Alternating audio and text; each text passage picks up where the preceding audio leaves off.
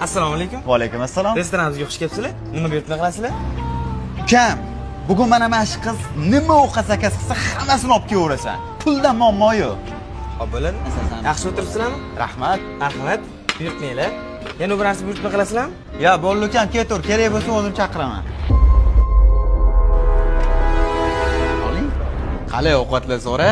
Yaxshi o'tirdinglarmi? Rahmat. Hisob so'ragandingiz mana. Xo'p. Hos. Tinchlikmi?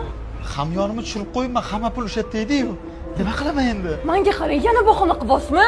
Menga qarang, yoningizda 1 so'm pulingiz yo'q ekan, nima qilardingiz meni restoranga chaqirib, a? Erkak kishi degan yonda pul olib yurish kerak. Sizni vechni yoningizda pulingiz yo'q.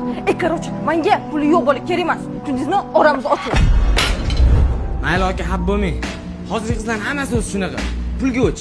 Puling bo'lmasa gaplashmaydi. Zato o'zingiz uchun bilib oldingiz. Ovqatdan pulni o'ylamang. O'zim to'lab o'raman. Erkak kishi omad bilan o'ynash kerak emas. O'ylamang aka.